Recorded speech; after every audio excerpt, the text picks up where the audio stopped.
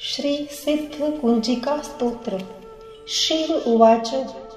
शृणु देवी प्रवक्ष्यामि कुंजिका स्तोत्रमुत्तमम्। येन मन्त्रप्रभावेण चण्डीजापः शुभो भवेत्। न कवचं नार्गला स्तोत्रं किल कं न रहस्यकं। न सुक्तं नापि ध्यानं च न न्यासो न च वाचनं। कुंजिका पाठमात्रेण दुर्गापाठफलं लभेत्। अतिगुह्यतरं देवी देवानामपि दुर्लभम्। गोपनीयं प्रयत्नेन स्वयोनिरिव पार्वती। मारणं मोहनं वश्यं स्तम्भनोच्चाटनादिकं। पाठमात्रेण संसिद्धेत् कुंजिका स्तोत्रमुत्तमम्। अथ मंत्र। ओम ऐं ह्रीं क्लीं चामुण्डायै विच्चे। ओम ग्लौं हूं क्लीं जुं सः ज्वालय ज्वालय ज्वल ज्वल प्रज्वल प्रज्वल। ऐं ह्रीं क्लीं चामुण्डायै विच्चे। ज्वल हं सं लं शं फट् स्वाहा। ओम नमस्ते रुद्ररूपिण्यै नमस्ते मधुमर्दिनी। नमः कैटभहारिण्यै नमस्ते महिषार्दिनी। नमस्ते शुम्भहन्त्रै च निशुम्भासुरघातिनी। जागृतं हि महादेवी जपं सिद्धं कुरुष्व मे। ऐंकारी सृष्टिरूपायै ह्रींकारी प्रतिपालिका।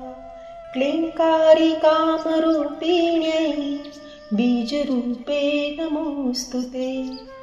चामुण्डा चण्डघाती च यैकारी वरदायिनी। विच्चे चाभयदा नित्यं नमस्ते मन्त्ररूपिणी।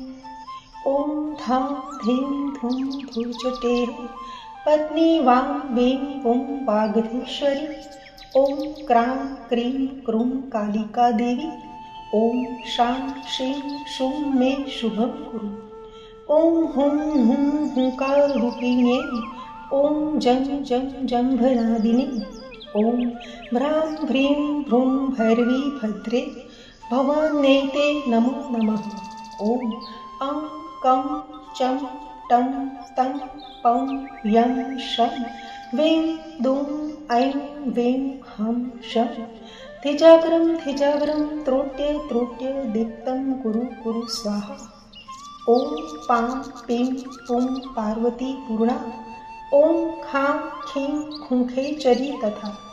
ओम म्लां म्लीं म्लूं मां विस्तीर्णा कुंजकायै नमो नमः। ओम सां सीं सुं सप्तशती देव्या मंत्रसिद्धिं कुरुष्व मे। इदं तु कुंजिका स्तोत्रं मंत्रजागर्ति हेतवे। अभक्तेनैव दातव्यं कूपितं रक्ष पार्वती। यस्तु कुंजिका देवी हीनां सप्तशतीं पठेत् न तस्य जायते सिद्धिर्रणीरोदनं यथा। इति श्री रुद्रयामले गौरी तंत्रे शिव पार्वती संवादे कुंजिका स्तोत्रं संपूर्णम्।